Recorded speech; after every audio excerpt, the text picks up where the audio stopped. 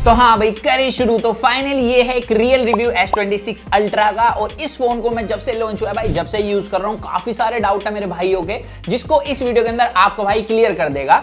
And इस video के अंदर मैं एक चीज बता दूं कि हम डिस्प्ले से लेकर बैटरी बैकअप हर चीज की काफी डिटेल में बात करने वाले हैं। तो मेक श्योर आप किसी भी पार्ट को स्किप ना करें। और इस वीडियो को किसी ने स्पॉन्सर नहीं करा तो मेरे भाई लोग आप इस रियल रिव्यू के स्पॉन्सर बन सकते हो।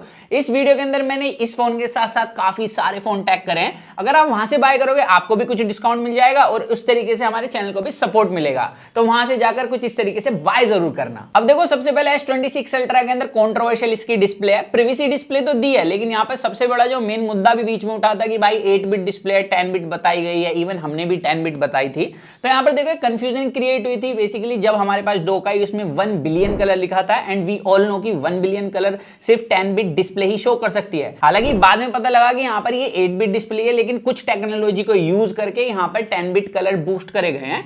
एंड ये चीज मैंने पहले भी आप लोगों को बताई थी कि यहाँ पर जब साइड बाय साइड मैंने इसे S25 अल्ट्रा से इवन इसके दूसरे कॉम्पिटिटर से भी देखा तो यहाँ पर कलर बैंडिंग पहले के कंपैरिजन में काफी कम करी गई है। एंड सिर्फ ऐसा नहीं है कि अल्ट्रा के अंदर ही कम करी है, यहाँ पर जो S26 नॉर्मल वाला है उसकी भी प्रीवियस जनरेशन कंपैरिजन में कलर बैंडिंग काफी कम करी गई है। एंड ये चीज भाई झुटलाई नहीं जा सकती। एंड अगर किसी को लगता है मैं झूठ बोल रहा हूं तो भाई सामने से खुला चैलेंज है, आ जाना अपना S25 अल्ट्रा लेके, मैं क्लियरली आप लोगों को वो वाली चीज दिखा दूंगा। क्योंकि शायद कैमरे में तो वो फिर भी कम लगती है, लेकिन रियल लाइफ के अंदर काफी ज्यादा डिफरेंस नोटिसेबल है। तो यहाँ पर एक चीज तो क्लियर है, भले ही 8 बिट डिस्प्ले, लेकिन बाकी की जो टेक्नोलॉजी यूज करके यहाँ पर इसमें 10 बिट कलर बूस्ट करे गए हैं, यहाँ पर जो कलर स्पेक्ट्रम है वो इंक्रीज करा गया है, उसकी वजह से भाई यहाँ पर कलर बैंडिंग पहले के कंपैरिजन में काफी कम हुई है। एंड कोई भी यूट्यूबर भाई इतना झूठा नहीं है कि जो स्पेक्स बेस्ड चीजों को पैसा लेकर झूठ बोल देगा। एक्सपीरियंस बेस्ड को एक बार को काफी लोग घुमा देते हैं, हम तो वो भी नहीं घुमा पाते। तो जो लोग ये कह रहे हैं कि भाई पैसा लेके झूठ बोला गया है, तो मैं उन लोगों से कहना चाहूंगा भाई सिर्फ तुम ओवर स्मार्ट बन रहे हो इस केस के अंदर,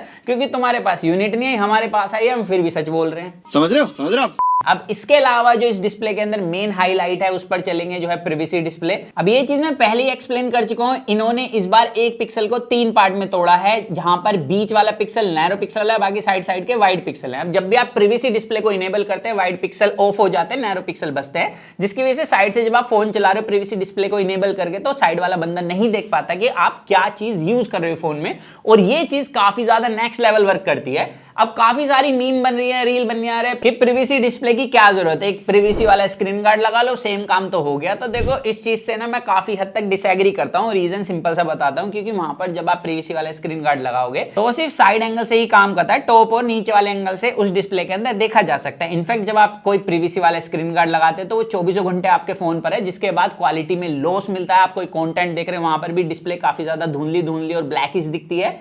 लेकिन अब सैमसंग के अंदर फायदा क्या है कि जब भी आप प्रिवेसी डिस्प्ले को इनेबल करोगे तो सबसे पहले तो भाई यहाँ पर साइड वाले बंदे नहीं देख पाएंगे, ना ही ऊपर से देख सकता, ना ही नीचे से देख सकता। ये इसका सबसे बड़ा प्लस पॉइंट है। लेकिन इसके अलावा जो मुझे फायदे वाली चीज लगती है वो है कि आप इसे किसी भी ऐप के साथ पर्सनली कस्टमाइज कर सकते हो। जरूरी नहीं है हर टाइम आपकी डिस्प्ले पर काम करे। आप चाहते हो यूट्यूब पर काम करे तो आप इसमें ऐप से जाकर सेटिंग्स इनेबल करोगे, जैसे आप यूट्यूब इनेबल करोगे वो प्रिवेसी वाला मोड ऑटोमेटिकली इनेबल हो जाएगा। आप चाहते हो किसी का मैसेज आए और वो सिर्फ ब्लैक दिखे साइड से, तो वो भी चीज हो जाएगी। तो आप इसे कस्टमाइजेशन के बाद काफी अच्छी तरीके से यूज कर सकते हो। लेकिन अगर आप इसे हर टाइम प्रिवेसी डिस्प्ले पर इनेबल करके रखोगे तो वहां पर मेरे को 2 चीजों में प्रॉब्लम मिली है। सबसे पहले डिस्प्ले की जो ब्राइटनेस है वो काफी कम लगती है, और अगर आपकी आई ज्यादा सेंसिटिव है तो हो सकता है आपको डिस्प्ले थोड़ी पिक्सेलेटेड भी लगे, क्योंकि ऑब्वियसली पिक्सल जो है वो आधे तो ऑफ ही हो रहे हैं, तो इस वजह से डिस्प्ले थोड़ी सी धुंधली सी लगती है और साथ ही ब्राइटनेस भी कम लगती है। तो वहां पर 2 चीजें हैं। तो इस वजह से मैंने जितने यूज करा मैंने इसे कस्टमाइज करके रखा है एप्स के साथ और मैसेज के साथ, ताकि पूरी डिस्प्ले का एक्सपीरियंस मेरा ठीक रहे।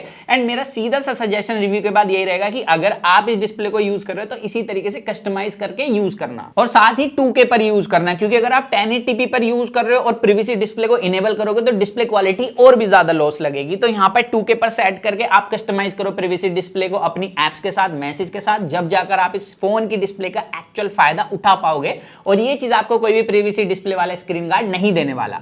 बाकी भाई इस डिस्प्ले की अब क्वालिटी की बात करूं, क्वालिटी अच्छी है नो डाउट, बट यहां पर मेरे 2 कंसर्न है इस फोन से। से। एक तो आउटडोर विजिबिलिटी इनिशियली तो अच्छी है, लेकिन अगर मैं कंपटीशन से बात करूं लाइक वीवो हो गया, ओप्पो हो गया, यहाँ पर आईफोन भी, उनकी outdoor visibility long term usage में ज्यादा बढ़िया लगी है। हालांकि अगर आप इसे सिंगल जज करोगे, किसी और फोन को साइड बाय साइड कंपेयर नहीं करोगे, तो वहां पर अकेले फोन की विजिबिलिटी में कोई कमी नहीं है। इसके अलावा HDR कंटेंट भी मैंने इसके अंदर देखा है, नेटफ्लिक्स वगैरह चलाया भाई, मेरे को किसी तरीके का कोई इशू नहीं लगा, व्यूइंग एंगल्स भी इसके ठीक मिलते हैं। बाकी इन डिस्प्ले फिंगरप्रिंट सेंसर अच्छा है, यहाँ पर अल्ट्रासोनिक मिलता है, स्पीड रिकॉग्निशन भाई अच्छी है सैमसंग की। बट यहाँ पर एक चीज है जो मेरे को लगता है सैमसंग और एप्पल को फिक्स करनी चाहिए, वो है PWM डिमिंग, मतलब पल्स विड्थ मॉड्यूलेशन। जब भी आप अपने फोन की ब्राइटनेस को कम करोगे तो भले ही आपकी आईज से ना दिखे, लेकिन जो आपकी डिस्प्ले है वो फ्लिकर करती है, जिसकी वजह से आपकी आईज पर इफेक्ट पड़ता है। और ये चीज मैंने फेस भी करी है, लाइक मैं आईफोन यूज करता हूं, सैमसंग यूज करता हूं, एंड मैंने देखा है कि जब भी लो लाइट के अंदर मैं ज्यादा फोन चला लेता हूं, मेरी आंखें हैवी हो जाती हैं, और इसके पीछे रीजन है फ्लिकरिंग। एंड PWM डिमिंग अभी काफी सारे स्मार्टफोन के अंदर हाई फ्रीक्वेंसी पर मिलती है, जिसकी वजह से वो लो ब्राइटनेस पर भी काफी तेज फ्लक्चुएट करता है, जो हमारी आईज नोट ही नहीं कर पाती। तो इस वजह से आई थिंक सैमसंग और एप्पल दोनों ही ब्रांड को ये चीज फिक्स करनी चाहिए। अब जिन लोगों को PWM डिमिंग नहीं पता, उन लोगों को थोड़ा एक्सप्लेन कर देता हूं। जब भी आप अपने फोन की डिस्प्ले की ब्राइटनेस को कम करते हैं तो पिक्सल ज्यादा बार ऑफ होता है, कम बार ग्लो करता है, जिसकी वजह से डिस्प्ले की ब्राइटनेस कम होती है। और जब ब्राइटनेस को बढ़ाया जाता है तो पिक्सल ज्यादा बार ग्लो करता है, कम बार ऑफ होता है, तो वो होती है फ्रीक्वेंसी बेसिकली। अब ज्यादातर ब्रांडों ने जो PWM डिमिंग है उसकी फ्रीक्वेंसी बढ़ा दी है, लेकिन एप्पल और सैमसंग अभी भी भाई वहीं अटके हुए हैं, जिसकी वजह से इनके अंदर फ्लिकरिंग ज्यादा होने के बाद हमारी आईज पर इफेक्ट पड़ रहा है। बट अगर आपकी आईज ज्यादा सेंसिटिव नहीं है, या आप ज्यादा चश्मे वगैरह लगाते हो, तो वहां पर आपको इतना कोई इफेक्ट नहीं होने वाला। बाकी अब कैमरास की बात कर लेते हैं, क्योंकि कैमरास एक मेन पॉइंट है जहां पर मुझे लगा कि सैमसंग को थोड़ी और इंप्रूवमेंट करनी चाहिए। हालांकि अभी भी मैंने काफी सारे एंड्रॉइड स्मार्टफोन ब्रांड्स इसके कैमरास टेस्ट करे थे,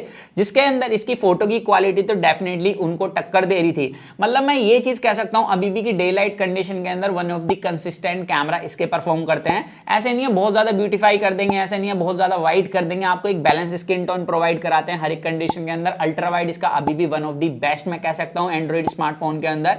एंड यहाँ पे जो टेलीफोटो लेंस दिया है वो भी काफी अच्छी फोटोज क्लिक करके देता है। लेकिन अगर इंडोर फोटोज की बात करूं या लो लाइटिंग परफॉर्मेंस की बात करूं, तो उस कंडीशन के अंदर आई थिंक ओप्पो और वीवो अभी भी सबसे आगे निकल जाते हैं। इनफैक्ट अगर आप मैक्सिमम जूम करके लो लाइट के अंदर भी फोटो क्लिक करोगे, तो उस कंडीशन के अंदर भी सैमसंग को काफी इंप्रूवमेंट करने की जरूरत है। यहाँ पर सैमसंग को बेसिकली अपने सेंसर चेंज करने चाहिए, क्योंकि अगर आप लैंप वगैरह के सामने रात को फोटो क्लिक करते हो तो थोड़ी हेजी लगती है। अगर आप नॉर्मली इससे ही फोटो क्लिक कर रहे हो तो आपको लगेगा कि क्या फोटो ले रहा है, लेकिन अगर आपने साइड बाय साइड दूसरे फोनों से कंपेयर कर दिया ना, वहां पर आपको थोड़ा सा लग सकता है कि सैमसंग को ये हेजी वाला पार्ट फिक्स करना चाहिए। हालांकि पहले के कंपैरिजन में इन्होंने फिक्स करा है, बट मुझे लगता है कि कहीं ना कहीं सॉफ्टवेयर इंटीग्रेशन तो स्ट्रॉन्ग है, लेकिन जो हार्डवेयर है, कैमरा काफी टाइम से सेम सेंसर यूज कर रहे हैं, वो चीज इनको बदल देनी चाहिए। बाकी वीडियो क्वालिटी के अंदर इसके कैमरास अच्छा परफॉर्म करते हैं। अगर आप वीडियो रिकॉर्ड करने के लिए एक एंड्रॉइड फोन ढूंढ रहे हो तो ये वन ऑफ द बेस्ट कहा जा सकता है। वैसे इस पर मैंने एक डेडिकेटेड वीडियो बनाई है कि एंड्रॉइड स्मार्टफोन ब्रांड के अंदर किसके कैमरास अच्छे हैं। आप हमारे चैनल पर वो वाली वीडियो जाकर एक बार जरूर चेकआउट करना। बाकी एक चीज में मेरे को लगा कि सैमसंग को वहां पर तो बिल्कुल ही इंप्रूवमेंट कर देनी चाहिए, वो है low lighting front camera video quality. मतलब ये वर्स्ट परफॉर्म करता है, यहाँ पर बिल्कुल ब्लैक हो जाती है, भले आप स्ट्रीट लैम्प के नीचे खड़े हो या आप बिल्कुल इंडोर वीडियो रिकॉर्ड करो, वहां पर ये काफी ज्यादा ग्रेनी कर देता है वीडियो को, और काफी बार तो फेस आता ही नहीं। यहाँ पर एप्पल उस कंडीशन के अंदर one of the best perform करता है, ये चीज आप यहाँ साइड बाय साइड देख सकते हैं। बाकी यहाँ पर यही कुछ प्रॉब्लम्स हैं जो मुझे लगता है सैमसंग को अपने कैमरास के अंदर फिक्स कर लेनी चाहिए। बेसिकली सॉफ्टवेयर सॉफ्टवेयर सॉफ्टवेयर बहुत हो गया, लेकिन अब हमें अच्छा हार्डवेयर भी तो चाहिए ताकि वो चीजें और ज्यादा बेटर परफॉर्म कर सके। तो आई थिंक अगर सैमसंग इसके सेंसर्स चेंज कर दे नेक्स्ट जनरेशन के अंदर, तो वन ऑफ द बेस्ट या बेस्ट हो सकते हैं कैमरा सैमसंग के। अब परफॉर्मेंस की बात करते हैं, इसके अंदर स्नैपड्रैगन का 8 एलीट जेन 5 प्रोसेसर मिलता है। यहाँ पे स्कोर वगैरह तो मैं ऑलरेडी बता चुका हूं, लेकिन नॉर्मल यूजेज के अंदर बता देता हूं सीन की भाई सैमसंग का जो वन यूआई है वो इतना ज्यादा अच्छा परफॉर्म करता है, ऊपर से इतना तगड़ा प्रोसेसर है। एक्सिनोस के साथ सैमसंग अच्छा परफॉर्म कर जाता है, तो स्नैपड्रैगन तो भाई करेगा ही। बात तो सही है। यहाँ पर नॉर्मल टू हैवी यूजेज अच्छी है, यहाँ पर मल्टीटास्किंग आराम से कर सकते हो, मल्टीपल विंडोज ओपन कर सकते हो, स्प्लिट स्क्रीन वगैरह के अंदर काफी इजीली हैंडल कर लेता है। अब काफी सारे फ्लैगशिप के अंदर हमने देखा है कि फोन के अंदर कुछ हैवी यूजेज कर लो, फिर यूआई चलाने जाते हैं ना तो वहां पे जिटर्स मिलते हैं, लेकिन इसके अंदर ऐसा कुछ भी मैंने नोट नहीं करा। लिटरली इस फोन के अंदर मैंने मल्टीटास्किंग करी, यहाँ पर मैं मैप यूज कर रहा था, साथ ही वीडियो रिकॉर्ड करी है, एंड उसके बाद जब मैंने फोन चलाया बिल्कुल स्मूथ चल रहा था, पता ही नहीं लगा कि भाई यहाँ पर मैंने कोई हैवी टास्क भी किया है। हालांकि फोन एक हैवी यूजेज के अंदर आउटडोर आउटडोर के अंदर हल्का सा वार्म जरूर होता है, लेकिन यहाँ पर इसका जो कूलिंग सिस्टम है फोन को कूल डाउन भी काफी तेजी से कर रहा है। तो यहाँ पर मेरे हिसाब से अगर आपको मल्टीटास्किंग के लिए फोन चाहिए या भाई प्रोडक्टिविटी के लिए फोन चाहिए, क्योंकि एआई भी इसके अंदर भरपूर मिलता है, इसके बारे में ऑलरेडी बात कर चुका हूं, यहाँ पर वीडियो लंबी नहीं करूंगा, बट इतना कह सकता हूं कि अभी तक स्मार्टफोन ब्रांड के अंदर अगर किसी के अंदर एआई तगड़ा परफॉर्म करता है तो भाई वो सैमसंग गैलेक्सी स्मार्टफोन्स हैं। ये चीज सीधे तौर पर कही जा सकती है। अब बात कर रहे थे गेमिंग की, क्योंकि काफी सारे लोग जानना चाहते हैं भाई सैमसंग ने किस तरीके से स्नैपड्रैगन का प्रोसेसर ऑप्टिमाइज करा है। तो देखो वैसे तो मैं गेमिंग करता नहीं, बट फिर भी मैंने आप लोगों को दिखाने के लिए हर रोज 30-40 मिनट गेमिंग करी है। अब देखो जब ये फोन आया था आउट ऑफ द बॉक्स इसके अंदर सिर्फ 60 FPS के ही ऑप्शन इनेबल था BGMI में, लेकिन अभी अपडेट के बाद सैमसंग ने इस बार काफी जल्दी 120 FPS का ऑप्शन दे दिया। अब मैंने गेम प्ले कराया इसमें 30-40 मिनट एंड यहाँ पर जो कंसिस्टेंसी थी वो 120 FPS की हमें मिली। अब आप देख सकते हो इस ग्राफ के अंदर भी जो एवरेज FPS है 30 मिनट की गेमिंग में वो 111 FPS है। अब आप लोग कहोगे तुम तो कह रहे 120 FPS। अब बेसिकली मैं TDM प्ले कर रहा था, अब जब भी मैच खत्म होता है तो फिर से आपको सेटिंग्स में जाकर स्टार्ट करना होता है, तो वहां पर ये फ्रेम ड्रॉप है, आप ग्राफ के अंदर सीधे तौर पर देख सकते हो। तो इसकी जो कंसिस्टेंसी है भाई वो काफी बढ़िया देखने के लिए मिली। इनफैक्ट मैंने CarX स्ट्रीट भी प्ले करा है। अब CarX स्ट्रीट काफी सारे अच्छे फोन हैंडल नहीं कर पाते, बट यहाँ पर सैमसंग के अंदर जो स्नैपड्रैगन प्रोसेसर मिलता है प्लस ऑप्टिमाइजेशन है और जो स्नैपड्रैगन की रे ट्रेसिंग है वो इस गेम का एक्सपीरियंस नेक्स्ट लेवल कर देती है। लिटरली यहाँ पर जो एवरेज FPS है वो मुझे 58-59 देखने के लिए मिले इस गेमिंग के अंदर, जो काफी कम एंड्रॉइड फोनों के अंदर देखने के लिए मिलता है। और रे ट्रेसिंग भी इस बार इसकी बिल्कुल एप्पल के लेवल की है। तो यहाँ पर इस मामले में तो मानना पड़ेगा कि सैमसंग ने काफी अच्छा काम करा है। और गेमिंग के टाइम पर भाई इस फोन के अंदर कोई भी मुझे हीटिंग इशू नहीं मिला है। फोन हल्का सा वार्म होता है, वो डेफिनेटली मैं पहले भी बता चुका हूं कि हैवी यूजेज में भाई इस सेगमेंट का हर एक फोन वार्म होता है, बट बात आती है कि कितनी जल्दी कूल डाउन होता है। तो भाई कूल डाउन भी काफी तेजी से होता है क्योंकि इसके अंदर जो कूलिंग सिस्टम है वो अपना काम काफी अच्छे से कर रहा है। लेकिन अब बैटरी बैकअप की बात करें, क्योंकि काफी लोगों का कंसर्न है, इवन मेरा भी था कि 5000 mAh की सिर्फ बैटरी मिलती है, क्योंकि अभी दूसरे फोन आपको 7-7000 mAh बैटरी दे रहे हैं।